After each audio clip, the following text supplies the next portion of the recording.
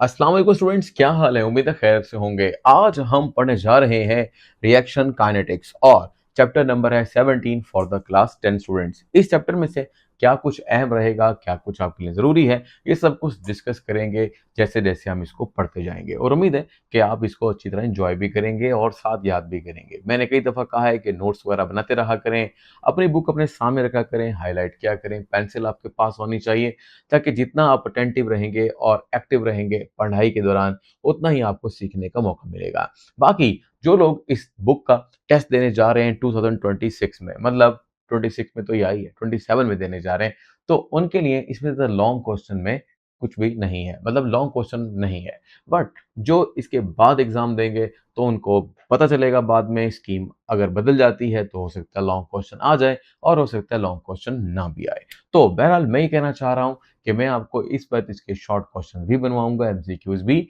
और जो long question के तौर पर क्वेश्चन आ सकते हैं वो भी बता दूंगा, ताकि जो बाद में देखने वाले बच्चे हैं उनका भी फायदा हो सके। बाकी जो अभी ज्वाइन कर रहे हैं, फर्स्ट टाइम देख रहे हैं, सब्सक्राइब करके चलें, ताकि आपको बहुत सारी वैल्यूएबल इंफॉर्मेशन वक्त के साथ साथ मिल सके। ठीक है बेटा, तो चलते हैं अपने चैप्टर की तरफ। बुक खोल लीजिए और इसको हम जस्टिफाई करते हैं कि व्हाट इज देयर। ठीक है जी, सबसे पहले हम बात करेंगे रिएक्शन काइनेटिक्स में क्वेश्चन नंबर बेटा 1 की। तो क्वेश्चन नंबर 1 इसको डिस्कस करते हैं। क्वेश्चन 1 में रेट ऑफ रिएक्शन के बारे में पूछा गया है। तो आपने इसको यूं जस्टिफाई करना है या क्वेश्चन को ऐसे राइट करना है, डिफाइन रेट ऑफ रिएक्शन। अगर चाहें तो मैं इसे लिख देता हूं, डिफाइन, यानी ये एक डेफिनेशन है। तो डिफाइन, क्या डिफाइन भाई? Rate of reaction. तो रेट ऑफ रिएक्शन को डिफाइन करते हुए आपने लिखना है the rate of reaction is a speed. यानी आप सिंपल सी बात समझो कि रेट ऑफ रिएक्शन का मतलब है कि रिएक्शन कितनी स्पीड से चल रहा है, कितनी रफ्तार से चल रहा है, जल्दी हो रहा है, देर से हो रहा है, वगैरह वगैरह। तो स्पीड ऑफ रिएक्शन, या यूं कहें the rate of reaction is a speed at which the reaction takes place. मैं कोशिश करता हूं कि जिस किस्म के भी स्टूडेंट्स हैं, चाहे वो बिल्कुल कम पढ़ने वाले हैं, दरमियाने हैं, अच्छे हैं, तो मैं उनको सजेस्ट कर देता हूँ, ठीक है, कि इस तरह से कर लीजिएगा। इस तरह हर कोई अपने मुताबिक थोड़ा सा चेंज भी कर सकता है। बाकी बुक के हिसाब, जो बुक के हिसाब से चलोगे, तो बुक में जो कुछ है वो तो आपको करना ही होगा। अच्छा, इसके बाद जो नीचे लिखा है वो यही कह रहा है कि हम रेट ऑफ एक्शन के बारे में पढ़ेंगे इस चैप्टर में, और जो जो अहम बातें होंगी वो हम बता देंगे। इसलिए यहाँ से कोई खास बात या चीज़ याद करने वाली नहीं है। अब चलते हैं क्वेश्चन नंबर 2 की तरफ। जो आपके पास क्वेश्चन नंबर 2 है, इस क्वेश्चन में लिखा है कुलेयन थ्योरी ऑफ द रेट। अच्छा, अब या रिएक्शन रेट, अब क्या बात हो रही है? अब आपने इसको क्वेश्चन बना लेना है कि what is the collision theory of reaction rate, या what is the collision theory for the rate of reaction. किसी तरह भी सवाल आ जाए तो जवाब में आपको थोड़ा सा ज़्यादा लिखना पड़ेगा। ये आपके पास एक पैराग्राफ है। अब इस पैराग्राफ में क्या है ये मैं आपको समझा देता हूँ।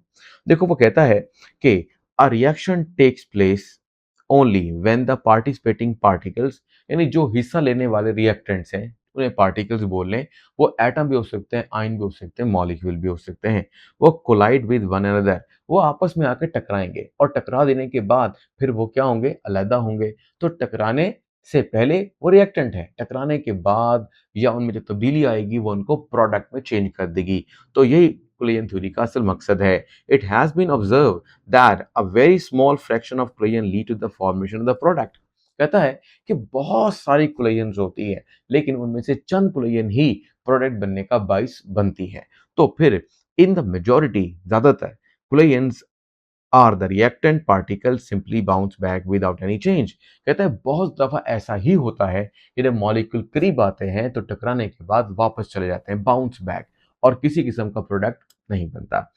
फिर वो लिखता है कि कुलेयन विच लीड टू द, ये आपके पास एक शॉर्ट क्वेश्चन है, एमसीक्यू बन सकता है, which lead to the reaction are called effective collision. यानी यहाँ पर आप ये बात करेंगे कि जो कुलेयन क्या करे, प्रोडक्ट बना दे, उस कुलेयन का नाम है इफेक्टिव कुलेयन। और मैंने आपसे कहा अभी के अभी, और बुक ने लिखा कि ज्यादातर कुलेयन इफेक्टिव नहीं होती, क्योंकि ज्यादातर प्रोडक्ट बनता ही नहीं है, रिएक्टेंट वापस चले जाते हैं। तो यही बात उसने समझाई कि रिएक्टेंट वापस चले जाएंगे, लेकिन चंद एक ऐसे भी कोलेजन्स होंगी जिन कोलेजन्स के नतीजे में प्रोडक्ट बनेगा, and those collisions are called effective collisions. तो यहाँ पर मैं एक क्वेश्चन नंबर 3 भी डाल रहा हूँ। अब वो सर क्वेश्चन नंबर 3 का क्या मतलब है? क्वेश्चन नंबर 3 का मतलब ये है कि आप डिफाइन करोगे। मैं यहाँ पे ऐड कर देता हूँ, डिफाइन क्या डिफाइन? इफेक्टिव कुलेयन, यानी आपने इफेक्टिव कुलेयन को डिफाइन करना है। अब इसके बाद मजीद आगे वो कहता है the rate of reaction depends upon. अब रेट ऑफ रिएक्शन किस पर डिपेंड करता है? The number of effective collision. दोबारा समझ लें कि जितनी कुलेयन ज़्यादा होंगी, देखो बहुत सी कुलेयन होंगी, कुछ कुलेयन में प्रोडक्ट नहीं बनेगा, कुछ कुलेयन में प्रोडक्ट बनेगा। तो हम ये कहने की कोशिश कर रहे हैं कि कुलेयंस होंगी तो प्रोडक्ट बनेगा ना, तो कुलेयन जितनी ज़्यादा होंगी उतना प्रोडक्ट बनने के चांस भी बढ़ जाएंगे। तो यही यहाँ पर आ रहा है कि what are the factors affecting the rate of reaction. तो वो कहता है कि ये नंबर ऑफ इफेक्टिव कुलेयन पर डिपेंड करता है, जबकि इसी के साथ-साथ नंबर ऑफ इफेक्टिव कुलियन किस पर डिपेंड करती हैं, तो वो कहता है ये फॉलोइंग फैक्टर्स हैं। तो आप लिख सकते हैं what are the factors affecting the rate of reaction. अगर आपको थोड़ा-सा यहाँ पे नज़र आ जाए the factors affecting the rate of reaction, वो कौन से फैक्टर हैं जो रेट ऑफ रिएक्शन पर इन्हिसार करते हैं, और इस रिएक्शन को या इस वाले सवाल को कुछ यूँ भी कहा जा सकता है which are the factors affecting the effective collisions, या वो कौन से फैक्टर्स हैं जो इफेक्टिव कुलेयन पर बेस करते हैं। तो बात एक ही है, क्योंकि अभी हमने समझाया कि इफेक्टिव कुलेयन और रेट ऑफ रिएक्शन के दरमियान डायरेक्ट प्रोपोर्शनैलिटी है, मतलब जितनी कुलेयंस होंगी उतना हमारे पास रेट ऑफ रिएक्शन भी होगा, रिएक्शन तेज होगा। तो चाहे ये फैक्टर इसके मान लो, चाहे ये फैक्टर इसके मान लो, दोनों सूरत में सवाल एक ही है। अच्छा, अब चलते हैं इसके जवाब की तरफ। इसके जवाब में देखो, अगर जब हम इसको शॉर्ट क्वेश्चन के तौर पर करेंगे तो फिर आपको क्या करना पड़ेगा, आपको पॉइंट लिखने होंगे। तो पॉइंट नंबर 1 बस आपने ये लिखना है फॉलोइंग आर द फैक्टर्स, या पूरी लाइन लिख दें अगर आपको मसला होता है तो यहाँ से लिखें और यहाँ तक लिख दें। यानी ये वो फैक्टर्स हैं जो इफेक्टिव कुलेयन के ऊपर बेस कर रहे हैं, और उसके नतीजे में ये फैक्टर्स वो भी हैं जो रेट ऑफ रिएक्शन को अफेक्ट कर रहे हैं। जितनी कुलेयन ज़्यादा उतना रेट ऑफ रिएक्शन यानी रिएक्शन की स्पीड ज़्यादा, उतना प्रोडक्ट बनने के चांस भी ज़्यादा। अच्छा जी, अब यहाँ पर क्वेश्चन नंबर 1 में आपने, यानी इस क्वेश्चन में नंबर 1 पॉइंट जो लिखना है वो कुछ यूँ लिखेंगे कि नंबर 1 पूरी हेडिंग डाल दें, यानी नंबर ऑफ पार्टिकल पर यूनिट वॉल्यूम। अब जो बच्चे स्लो लर्नर हैं वो क्या करेंगे, वो सिर्फ और सिर्फ डालेंगे पॉइंट नंबर 1 यानी हेडिंग डाल देंगे, फिर पॉइंट 2 के फिर हेडिंग ना डालें, पीछे पॉइंट बना के लिख दें, फिर नंबर 3 फिर ऐसे लिख दें, और इस तरह से नंबर 4 और लिख दें। इस तरह 4 आपने नाम लिख देने हैं और आपके शॉर्ट क्वेश्चन कंप्लीट हो जाएंगे। लेकिन जो बच्चे होशियार हैं, ज़्यादा लिखना चाहते हैं, तो वो हर एक को एक हेडिंग बना लेंगे, जैसे हेडिंग बनी हुई है, और उसके अंदर ये चंद एक पॉइंट लिख देंगे। ये पॉइंट में मैंने कुछ हेडिंग यानी कुछ हिस्से क्या कर लिए हैं, हाइलाइट कर दिए हैं। मैं समझा के चलता हूँ आपको, समझ आपको आ जाएगी, लेकिन लिखना कितना है वो भी साथ-साथ समझ में आ जाएगा। तो जो फास्ट लर्नर हैं, मीडियम या मीडियोकर स्टूडेंट्स हैं, वो इनको लिख सकते हैं, और इस तरह से आपके क्वेश्चन की वर्थ बढ़ जाएगी। लेकिन अगर आपकी राइटिंग स्लो है तो फिर आपसे ना लिखिएगा, राइटिंग आपकी अच्छी होनी चाहिए ताकि आप अच्छा खासा लिख सको। जितना ज़्यादा लिखते हैं एग्ज़ाम के अंदर, मतलब बहुत ज़्यादा लिखना नहीं चाहिए, बस इतना लिखना चाहिए कि एग्ज़ामिनर को लगे कि इसने उस वर्थ से जो उसको देनी चाहिए थी, वो थोड़ी ज़्यादा दी है। यानी इसका मतलब है कि क्वेश्चन का जो मुकम्मल बात है वो भी कर दी है, कुछ थोड़ी-सी इज़ाफ़ी भी कर दी है, रेलेवेंट बात होनी चाहिए। तो नंबर कटने के चांस बिल्कुल ख़त्म हो जाते हैं। तो नंबर आपने नहीं कटवाने तो फिर आपको थोड़ा-सा ज़्यादा मेहनत करनी पड़ेगी। तो यहाँ पे लिखता है the larger the number of the particles per unit volume, larger is the possibility of effective collision. देखो आप सोच के चलो, ये आपके पास क्या है, एक मेरा हाथ है, इस हाथ के अंदर कुछ जगह है, इसका नाम है वॉल्यूम, ठीक है। अब इस वॉल्यूम में अगर एटम, आयन, मॉलिक्यूल जो रिएक्शन में हिस्सा ले रहे हैं वो अगर थोड़ी मिकदार में होंगे तो कुलेयन थोड़ी होगी और प्रोडक्ट कम बनेगा, और इसी वॉल्यूम में अगर पार्टिकल की तादाद ज्यादा हो जाएगी, ज्यादा क्लाइंट्स होंगी, ज़्यादा प्रोडक्ट बन जाएगा। That's why volume is important, ठीक है? तो यहाँ पे वो कहते हैं कि एक ख़ास वॉल्यूम के अंदर पार्टिकल की तादाद जितनी ज़्यादा होगी, उतना रेट ऑफ रिएक्शन फास्ट होगा। इसको अपने अल्फाज में भी लिख सकते हो, और बुक ने कैसे लिखा है, वो ये कहता है larger the number of particle, जितने पार्टिकल की तादाद ज़्यादा होगी उस एक ख़ास वॉल्यूम के अंदर, तो larger is the possibility of effective collision, तो इफेक्टिव कुलेयन होने के चांस भी बढ़ जाएंगे, यानी मोर प्रोडक्ट बनेगा। In other words higher the concentration of the reactant, जितने रिएक्टेंट ज़्यादा होंगे, more the number of molecule, उतने मॉलिक्यूल जितने ज़्यादा होंगे, hence more will be the collision, उतनी टकराव ज़्यादा होगा, और जितना टकराव ज़्यादा होगा उनके दरमियान प्रोडक्ट भी उतना ज़्यादा बनेगा। तो ये तो हो गई आपकी वो बात, बाकी बस इतना मैंने हाईलाइट लिख करके लिख दिया है, वो काफ़ी है अगर आप लिख सकें तो। ठीक है? उसके बाद आता है नंबर 2 यानी ये आपके पास सेकंड पॉइंट है, लेकिन इसमें आपने कुछ लिखना है, तो आप लिखोगे देखो पहले मुझे समझ लो, फ्रीक्वेंसी का मतलब है 1 सेकंड के अंदर मॉलिक्यूल्स का टकराव। यानी अगर 1 सेकंड में मॉलिक्यूल का टकराव ज़्यादा होता है, तो हम कहते हैं हाई फ्रीक्वेंसी है और उतना ही सेकंड में कुछ मॉलिक्यूल टकरा पाते हैं आपस के अंदर, तो ये लो फ्रीक्वेंसी है। तो अब आपको समझ में आ गई होगी, जितनी फ्रीक्वेंसी ज़्यादा होगी, पार्टिकल जितना ज़्यादा आके टकराएँगे आपस में, उतना ही प्रोडक्ट बनने के चांस बढ़ जाएँगे क्योंकि इफेक्टिव कूलिंग ज़्यादा होगी। तो that is the same way कि आप इसे लिखना चाहोगे कैसे? A greater number of the collision per second will also result in increase in the number of the effective collisions. यानी कि उतनी तादाद में ज़्यादा कुलियन होने वाली हैं जितनी फ्रीक्वेंसी ज़्यादा होगी। बाकी आप बेशक ना लिखिएगा, लेकिन मैं थोड़ा समझा देता हूँ आपको। At high temperature the velocity of the molecule increase resulting in increase in the frequency of collision. Simple सी बात है कि जब टेम्परेचर बढ़ जाता है, मॉलिक्यूल तेज हरकत करेंगे, हाई काइनेटिक एनर्जी रखेंगे क्योंकि टेम्परेचर जो बढ़ जाता है तो काइनेटिक एनर्जी और टेम्परेचर के दरमियान डायरेक्ट प्रोपोर्शनैलिटी होती है। हम पढ़कर आए हैं अपने पिछले चैप्टर्स में। तो मॉलिक्यूल के टकराव के चांस बढ़ जाएंगे, यानी चंद कम वक्त में या कह लें चंद मॉलिक्यूल भी होंगे तो ज़्यादा जल्दी टकरा पाएंगे। इसलिए टेम्परेचर इंपॉर्टेंट है या कह लीजिए फ्रीक्वेंसी यहाँ पर इंपॉर्टेंट है। उसके बाद वो लिखता है कि this increase in the frequency of client will also increase the number of successful clients। तो बात वहीं पर है, कुछ बस आप उतना ही लिखें जितना यहाँ पर लिख दिया गया, काफी है। नंबर 3 पॉइंट थोड़ा सा जरा हमारे लिए बड़ा रहेगा। उसमें क्या होगा?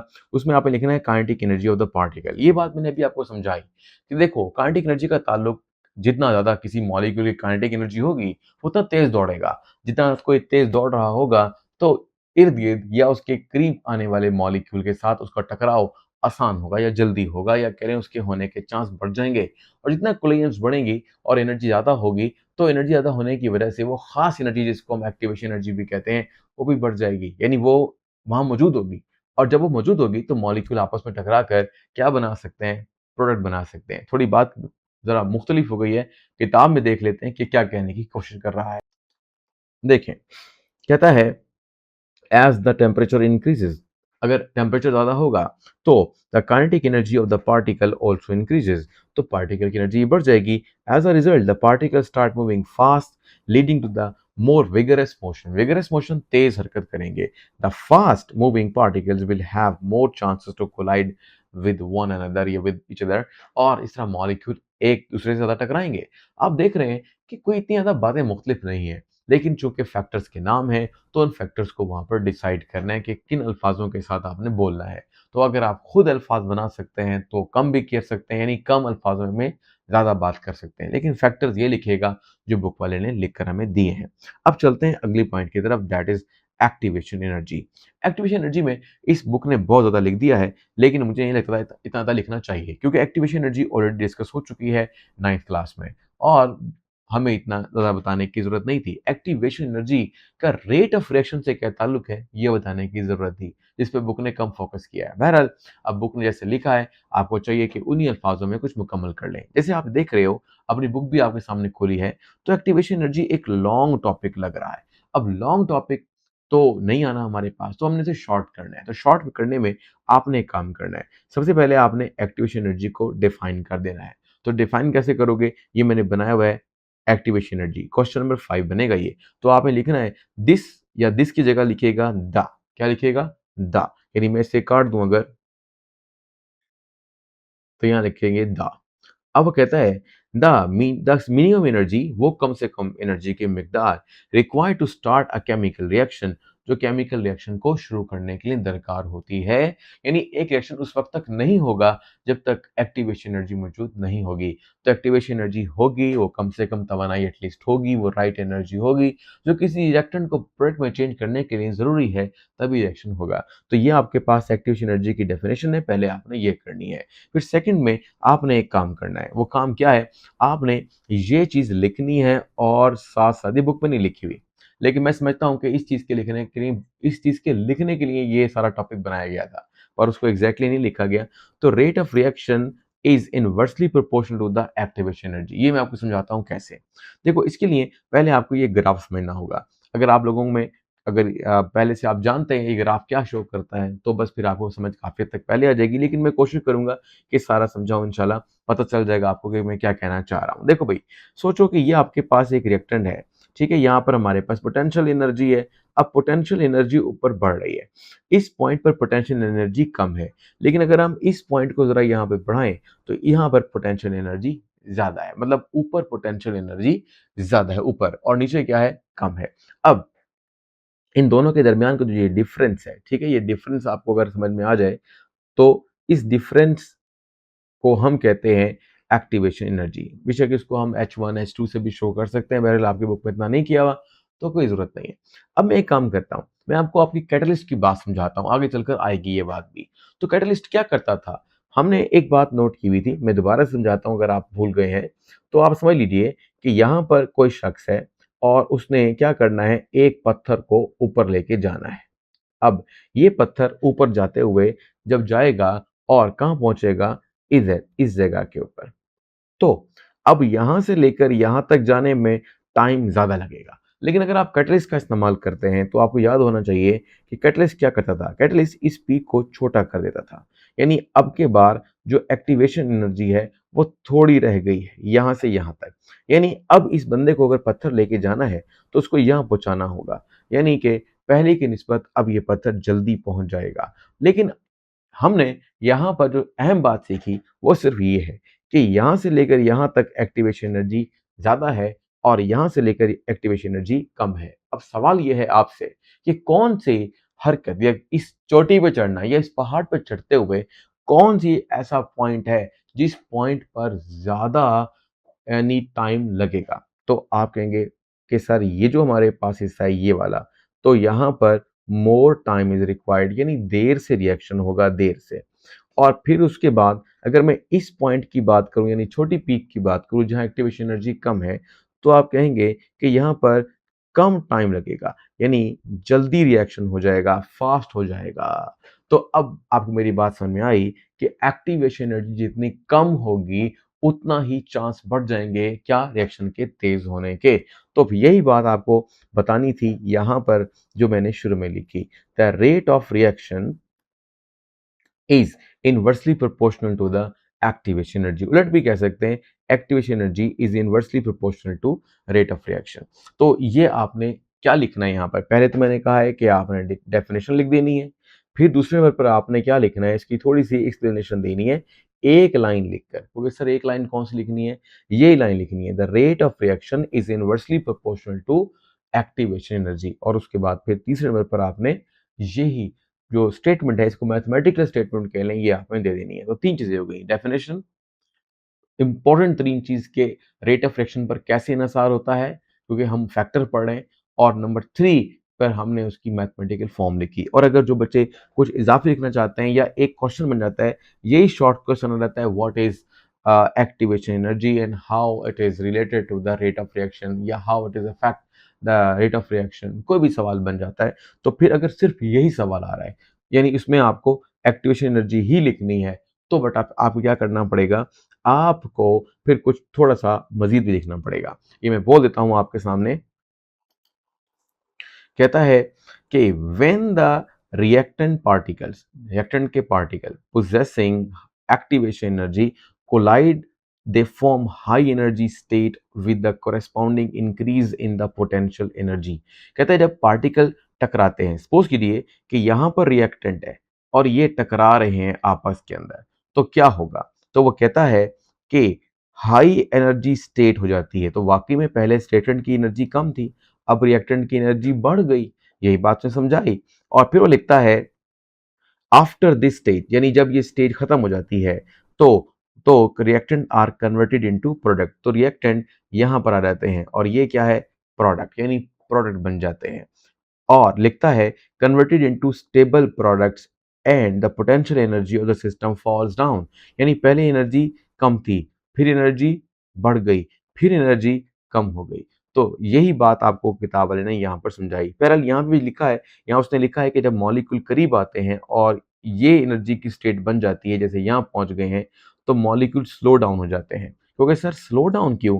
पोटेंशियल एनर्जी तो बढ़ गई है। तो याद रखो potential energy is due to the position, यानी जितनी किसी सिस्टम में पोटेंशियल एनर्जी बढ़ जाएगी, उतने मॉलिक्यूल सुस्त हो जाएंगे या रुक जाएंगे। और यही यहाँ पर होता है कि मॉलिक्यूल यहाँ पर सुस्त रहते हैं, जबकि जब पोटेंशियल एनर्जी लो होती है तो उसका दूसरा मतलब भी होता है कि काइनेटिक एनर्जी हाई होगी। और काइनेटिक एनर्जी अगर बढ़ जाए तो इन दोनों जगहों पर, यानी इस पोजीशन के ऊपर मॉलिक्यूल तेज हरकत करते हैं और टकराने के लिए करीब आते हैं। लेकिन जब वो करीब आ रहे होते हैं तो उनके दरमियान स्पीड स्लो हो जाती है, क्योंकि पोटेंशियल एनर्जी बढ़ जाती है। तो ये बहुत सारी बातें आपकी यहाँ पर लिखी जा सकती हैं, आप समझ सकते हैं। अगर कोई बच्चा पढ़ने वाला है, दरमियान से पढ़ लेगा अगर यहाँ इस जगह से, तो उसको मेरी अब ये वाली बातें सुनकर ईज़िली आ जाएगा। लेकिन मैंने कोशिश की है कि एग्ज़ाम के हिसाब से आपके शॉर्ट क्वेश्चन भी कंप्लीट हो जाए और थोड़ी अंडरस्टैंडिंग में ज़्यादा काम बन जाए। अच्छा, इसके बाद यहाँ पर कोई क्विक चेक भी आता है। How will you increase the frequency of chlorine? Chlorine कैसे बढ़ा सकते हो? बाय इंक्रीजिंग द टेम्परेचर, यानी ये मेन और सेंट्रल आइडिया है। फिर उसमें लिखता है what happens to the reactant particle after chlorine? जब क्लोरीन होती है तो रिएक्टेंट के साथ क्या होता है? अभी बताया, वो स्लो डाउन हो जाते हैं, उनकी पोटेंशियल एनर्जी बढ़ जाती है, वो एक ऐसी स्टेट में जाते हैं जिस स्टेट में दो बातें हो सकती हैं, प्रोडक्ट भी बन सकता है और रिएक्टेंट भी बन सकते हैं। अगर वो बाउंस बैक हुए तो रिएक्टेंट बनेंगे, और अगर वो रिएक्ट कर गए तो प्रोडक्ट बनेंगे। तो ये सारी बातें आप यहाँ पे लिख सकते हैं। अच्छा, अब आता है हमारा नेक्स्ट टॉपिक, दैट इज 17.2। इसमें लिखा है change in mass during a chemical reaction. एक केमिकल रिएक्शन हो रहा है और उस दौरान मास पर क्या फर्क आएगा, या मास का चेंज कैसा होगा, ये चीज हम देखते हैं। इस बात को अब हम थोड़ा-सा अपने तरीके से पहले समझते हैं कि क्या कहने की कोशिश की जा रही है। देखो, सपोज़ करो कि आपके पास क्या है, एक रिएक्टेंट है जिसको हम कहते हैं ए, और हमारे पास दूसरा रिएक्टेंट है, ये हमारे पास है बी। इन दोनों को मिलाकर क्या बन रहा है? प्रोडक्ट बन रहा है। अब सपोज़ करो कि हमारे पास जो ए है वो 10 ग्राम है और जो बी है फॉर एग्ज़ाम्पल वो 20 ग्राम है, यानी कितने भी ग्राम्स हैं। तो जब दोनों आपस में मिलेंगे तो जो प्रोडक्ट होना चाहिए, तो हमें कानून ये कहता है, जिसको लॉ ऑफ मास एक्शन कहते हैं, या जिसको हम लॉ ऑफ कंजर्वेशन ऑफ मास भी बोलते हैं, law of conservation of energy भी बोलते हैं।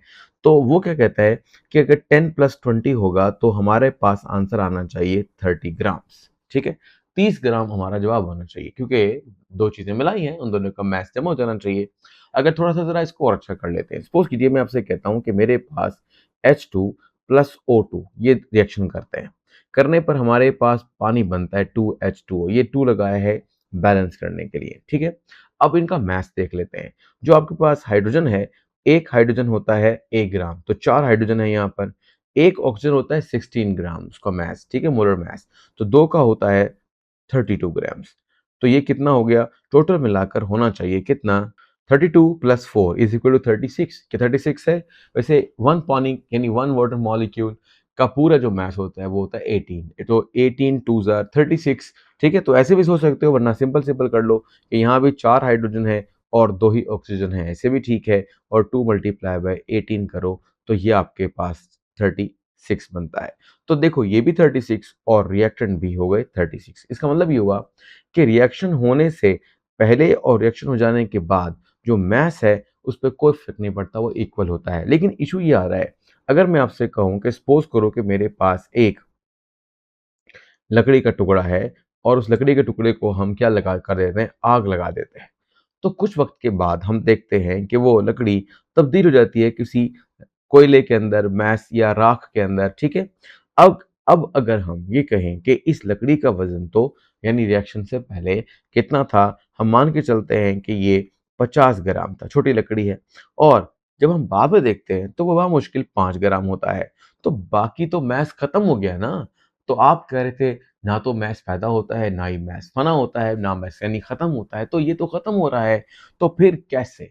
तो जवाब में ये आता है कि देखो, ये जो हमने आग लगाई, इस आग के लगाने पर ये एक मास खास एनर्जी में कन्वर्ट हुआ, जिसे हीट बोलते हैं। तो मास किसी दूसरी फॉर्म में जा सकता है, जैसे कि ये लकड़ी कोयले में तब्दील हो गई, कोयले में। और जाहिर सी बात है, जब यहाँ पर आग लगी होगी तो धुआं भी उठा होगा, और उस धुएं में क्या होगा? उस धुएं में कार्बन डाइऑक्साइड, लकड़ी कार्बन होती है, जब हवा में जलती है तो क्या बनता है? Carbon dioxide. तो कार्बन डाइऑक्साइड जो है, यानी लकड़ी में कार्बन की मिकदार ज़्यादा होती है, इसलिए ऐसे कहा जा रहा है हर फ्यूल में कार्बन होता है। तो कार्बन डाइऑक्साइड कहाँ चली गई? उड़ गई। तो अगर हम उस जो हीट जिस पे हमने खाना पकाया है, हीट देने से पहले वो एक कच्चा खाना था या कह लें वो एक चावल थे जस्ट, और अब पकने के बाद वो बिरयानी कहला रही है, तो बात ये है कि कुछ ना कुछ तो उसको मिला है। तो वो अगर वापस लाया जाए, जो धुआँ उड़ गया है वो भी वापस लाया जाए और उन सबको इसके साथ प्लस किया जाए, तो ये भी 50 ग्राम होगा। लेकिन हम ज़ाहिर-सी बात है चीज़ों को वापस नहीं ला सकते, तो मास कन्वर्ट होता रहता है एक शक्ल से दूसरी शक्ल के अंदर, या वो एनर्जी की फॉर्म में कन्वर्ट हो जाता है। तो ये मैंने आपको छोटी-सी बात समझाई कि एक तो क्या है, एक तो लॉ है। लॉ ये कहता है ना तो एनर्जी क्या होगी, पैदा होगी, ना फना, या मास ना तो पैदा होगा ना क्या होगा, फना, खत्म हो जाएगा। लेकिन यहाँ एग्जाम्पल में समझा रहे हैं कि हमें खत्म होता नजर आ रहा है या सम टाइम बढ़ता भी नजर आता है। तो वो क्यों हो रहा है, तो हम उसके बारे में सारा कुछ अगर जाने तो समझ में आएगी कि कैसे। ठीक है, इसके लिए बुक ने क्या लिखा है वो पढ़ते हैं और समझते हैं। The total mass during a chemical reaction always remains the same, मतलब रिएक्शन होने से पहले और रिएक्शन हो जाने के बाद मास सेम रहेगा। This is the requirement of the law of conservation of mass. ये law of conservation of mass की स्टेटमेंट है ऐसे कह लें, या ये उसकी ज़रूरत है, या उसको फॉलो करने के लिए ऐसा होना चाहिए। अच्छा, अब हम क्या कर रहे हैं, हम इस लॉ को अगर डिफाइन करना चाहें, मुझे याद है कि थोड़ा सा अगर आपने पहले याद कर लिया था तो आपको पता होगा, नहीं तो सिर्फ इम्पल्स इतना कह दें, दिस लॉ स्टेट्स दैट, अगर सवाल आ जाता है कि भाई लॉ ऑफ कंजर्वेशन ऑफ मास क्या है, तो आपने कहना है this law states that the total mass during a chemical reaction always remains the same. बस ये लॉ की स्टेटमेंट है। और अगर आप खुद अपने तरीके से बनाना चाहें तो अपने तरीके से भी बना सकते हैं कि the mass can neither be created nor destroyed in a chemical reaction is called, या this law is called law of conservation of mass. इसी तरह law of conservation of energy भी यही लॉ है, वो बस उसमें ये कहेंगे the energy can neither be created not destroyed in a chemical reaction. तो बहरहाल मैथ्स के हिसाब से आपने चलना है क्योंकि आपकी किताब ने मैथ्स का जिक्र किया है, तो अब आपको समझ में आ गई होगी। अब चलते हैं यहाँ पर कुछ बातें, वो क्या है, वो कहता ये है, मतलब इतना लिखना काफ़ी है, ये लॉ की स्टेटमेंट्स ही है, तो ये आपने दे देना है। तो यहाँ पर एक क्वेश्चन बन रहा है, यहाँ पर लिखता है कि रिएक्टेंट और प्रोडक्ट इज अ गैस। कहता है अभी मैंने क्या समझाया, लकड़ी जब जलेगी तो कार्बन डाइऑक्साइड देगी ना, कार्बन डाइऑक्साइड क्या है, गैस। तो रिएक्शन के अंदर अगर गैस बन रही तो उड़ जाएगी ना, तो हमें मास कम होता नजर आएगा या मास तब्दील होता नजर आएगा। तो उसने ये बात कही कि रिएक्टेंट्स या प्रोडक्ट में अगर गैसेस मौजूद हों तो हमें ये लॉ फॉलो होता नजर नहीं आ रहा होता। तो उसके लिए बुक ने थोड़ी सी बात समझाई है।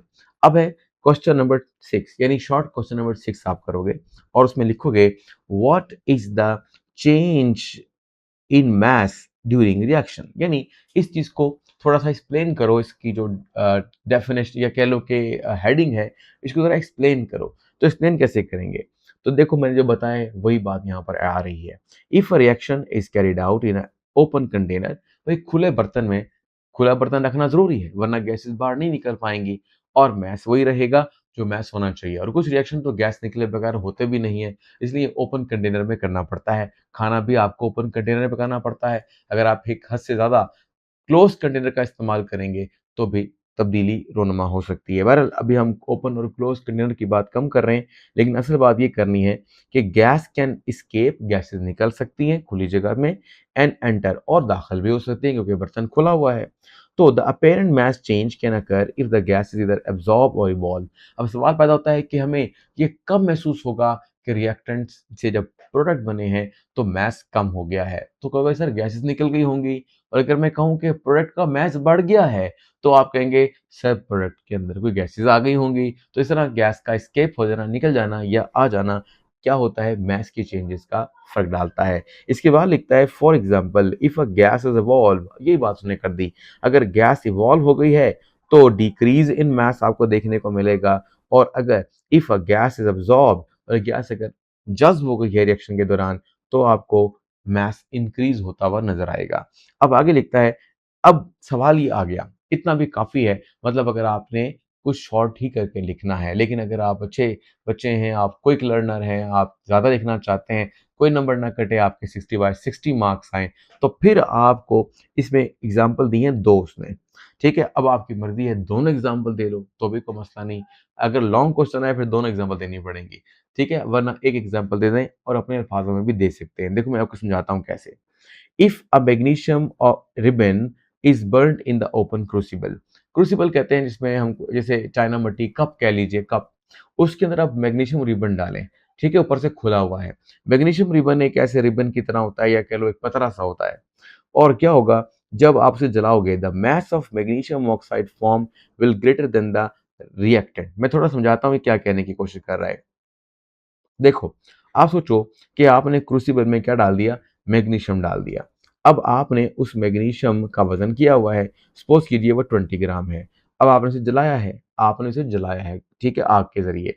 तो उसने क्या किया, हवा में मौजूद ऑक्सीजन को आप अपने साथ मिला लिया। तो आप यूं तस्वर करो कि अब यहाँ पर आपने ऑक्सीजन नहीं डाली, आपने बस बर्न किया है, लेकिन ऑक्सीजन एज अ रिएक्टेंट काम आ रहा है। और अब आपके पास जो प्रोडक्ट बनेगा, वो बनेगा मैग्नीशियम ऑक्साइड। अब आपके पास तो 20 ग्राम से ज़्यादा हो गया, क्योंकि जितनी ऑक्सीजन इस्तेमाल होगी, सपोज कीजिए मान लेते हैं कि 2 ग्राम इस्तेमाल हुई, तो अब वज़न जो प्रोडक्ट का है वो 22 ग्राम है। तो अब आपने एक ऐसी मिसाल ली जिसके अंदर हमने देखा कि मास पहले 20 था और अब कितना हो गया, 22 हो गया। तो इसका मतलब ये हुआ कि there is a increase in the mass. तो ये आपके पास एक एग्ज़ाम्पल है।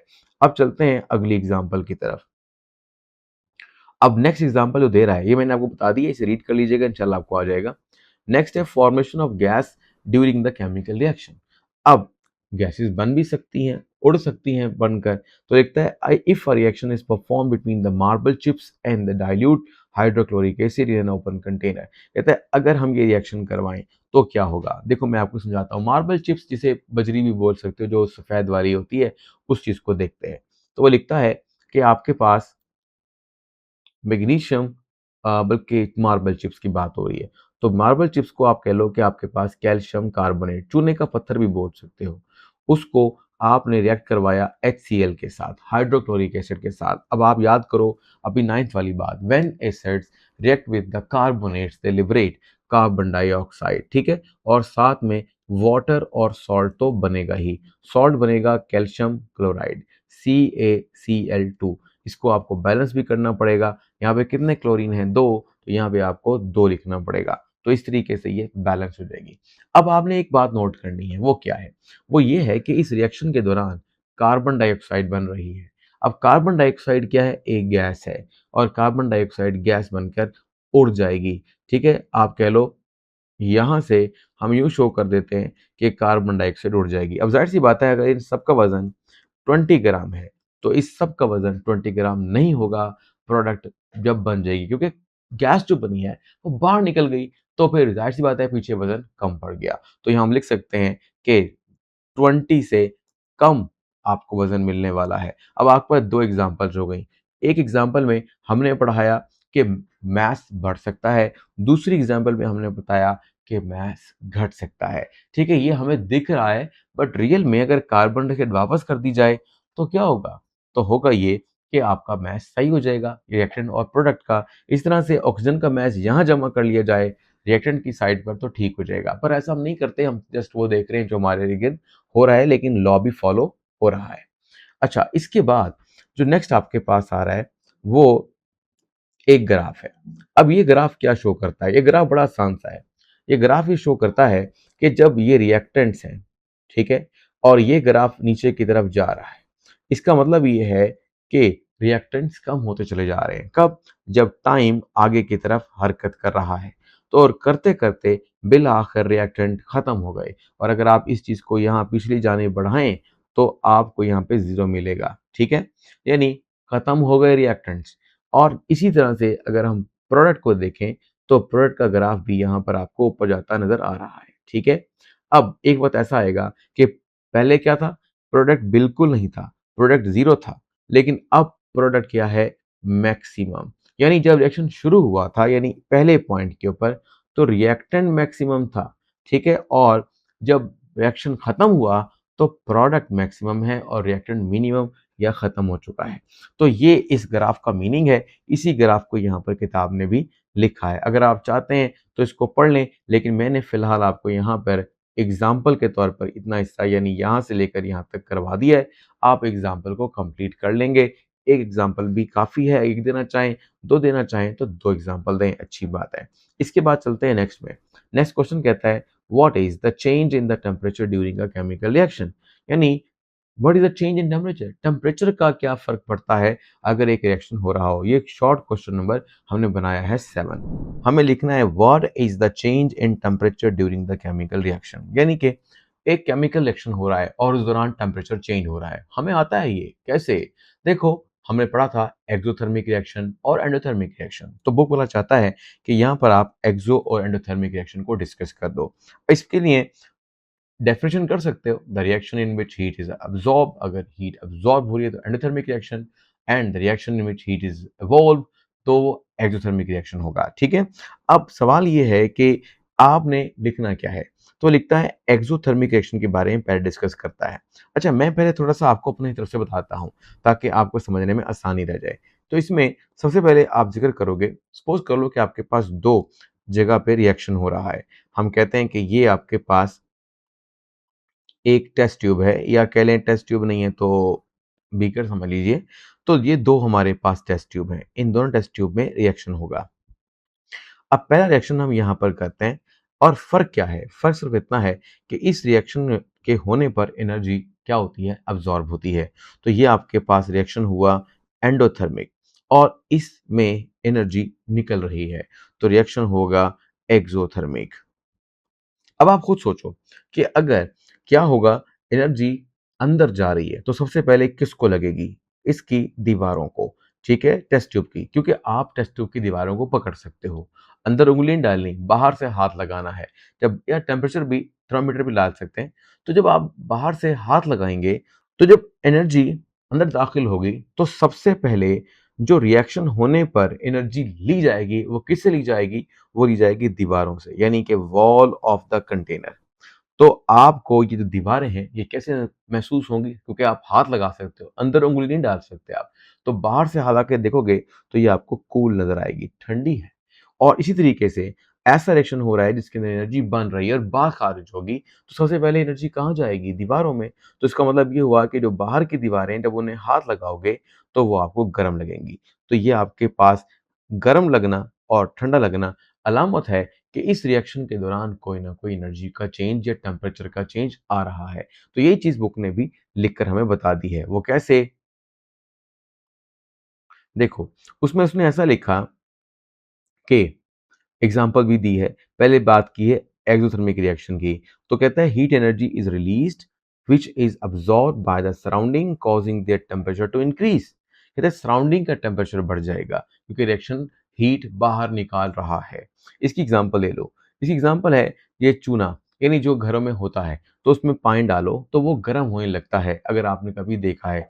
तो इस तरह से हमारे पास ये एक लाइम वाटर या कह लो कि कैल्शियम हाइड्रोक्साइड बना। तो ये जो एग्जाम्पल है ये एक एक्सोथर्मिक रिएक्शन की एग्जांपल है। तो लिखता है फॉर एग्जांपल व्हेन क्विकलाइम यानी calcium oxide reacts with the water, a slaked lime यानी calcium hydroxide is formed and a lot of energy is released, so it is a example of exothermic reaction.